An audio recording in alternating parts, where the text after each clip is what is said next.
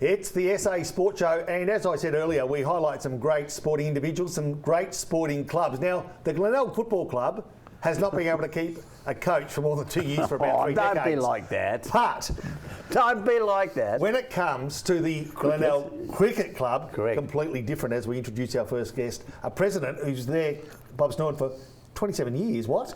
It would be some sort of... Bob, welcome to the show. Thank you, Ken. 27 years. That surely has to be some record for a person holding the presidency of a cricket club. I don't think... You wouldn't think anybody would be that stupid.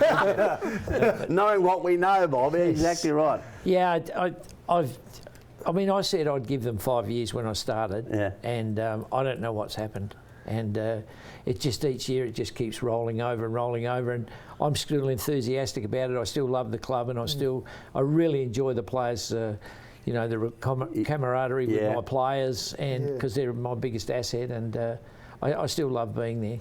Yeah. Bob, the big plus is the change to the Glenelg Oval. When I played there against the Chappell brothers and so forth, the wicket was terrible. Diabolical. The outfield was shocking. Yes.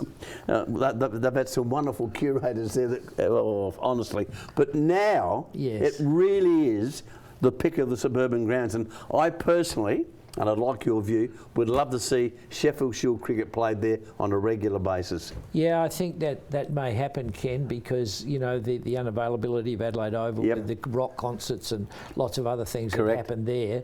And I think that we're ideally placed. And, you know, we bit a pill, you know, 4 years ago when we had to get off there for 12 months while they completely relayed the centre square. But look at it now. Blessing in disguise that year off. It is. Obviously, Poppy, it's a magnificent wicket. It's got plenty of bounce, plenty of carry, and it's bidding for the quicks, everyone. Yeah. But just the picturesque ground with a picket fence, it just lends itself now to Sheffield Shield cricket. Like in years gone by when the Test players played Shield cricket regularly, you get 5,000, 10,000, but that's not the case now. And the Glenelg Oval, to me, is just the ideal place to play Sheffield Shield cricket. The Glenelg example was the hosting of this year's final. It was just magnificent function. And wasn't it? It was a pity about the result. Yes. But apart from that, it was just beautiful. And the amount of kids and families and people bringing picnics down there, and you can go and, you know, just enjoy the atmosphere. We were there on the first morning of the first day, remember? Exactly. Of the first session. Great. It was. You know what? You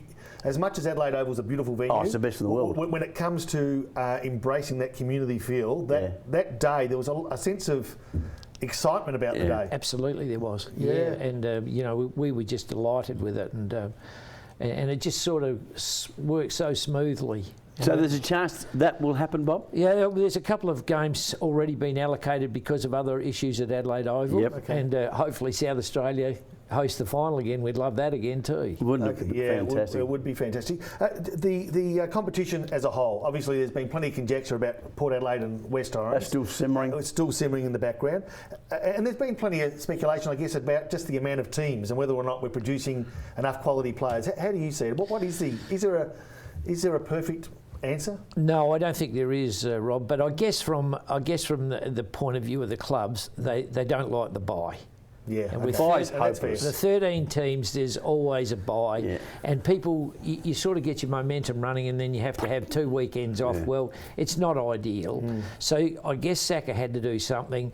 Now, where the merger sits, I don't know. That's with Port and Torrens, but you know, they've got. It's on hold now for 12 months, as I understand it. Yeah, they've got some difficult negotiations to go through, and I feel for them. It's a real touchy issue, Bob. You know, as to see, I don't believe, and I don't want to get you involved this, but I don't believe West Torrens should be one of the sides that amalgamates. No. They've got the best junior competition and the most teams in the junior competition. There are other areas which I won't get involved with, but I think West Torrens has been a little bit harshly treated. Yeah. Looking over the years, Bob, the amount of great players, and I mean great players that Glenelg Cricket Club has produced, like the Chappell brothers, stand out. Yeah, we've had 9 Test players. 9 Test players. Graham Hull, Gavin Stevens, going way back. Yes, Dangerwaite. Yeah, and Gavin Stevens. Yeah, we said Gavin Stevens. There's not Andrew Hilditch. Andrew Hilditch. Yeah. So we've had 9, and we've had, I think it's 68 Sheffield Shield first-class players. Yeah, Brian Illman, I played the first Shield game with Bags. He's beauty. He's great bloke. Ripper. Absolutely. Do you find now with the improvements to the ground itself, it's easier to attract? Absolutely. Yeah, okay. Absolutely. That's always a big plus because, not all grounds have got the same great facilities that Glenelg have got. Yeah, and we've got really good change rooms now, and because we gutted underneath when we had the gym there, and that's created beautiful change rooms, and it really works well, and it makes it easier to attract players if they're coming from interstate, because you can say, well, you're aspiring to play in the Shield team. Got a record. Have a look at the oval here that we've got, and some of the games will be here. So, Bob, what about the depth of the younger players, the junior teams and so forth, from the Glenelg Cricket Club's point of view? We're very comfortable with where we're sitting with that. We've got an academy running. We're going to have a women's team this year and a women's academy. Really? Yeah, and we're really, really happy with that. We put out 11 sides a weekend, as it is. So, and then you need all the volunteers and the officials and things like that. So it's a big commitment, but we've got some really good kids coming through, and very happy with them. Hey, Bob, just in closing too, you need to raise money. Everyone needs to raise money. That is the nature of any business or sport these days, but you've got a big function coming up on the 24th of November at the Highway. Yeah, and it's the day of the start of the test. So we start at 11:30 for a luncheon with Mitchell Johnson. Oh, terrific. And then you can jump on the tram and shoot up to the oval. So 24th of November, the Highway in great venue. Great venue. Mitchell Johnson for the Glenelg Cricket Club is going to be there as well. That's it. Good on you, Bob. Well done. Bob, congratulations. 27 years, mate. It's been fantastic. Ken. Your contribution to the game of cricket has been super. Thank you very much. Well done, Bob. Well done. Fantastic. There you go, Bob Snewin. 27 years as president of the Glenelg Cricket Club. That's a hard gig, I'm telling you. Tell me about it. I mean, having this gig's hard, and I've been here 55 minutes.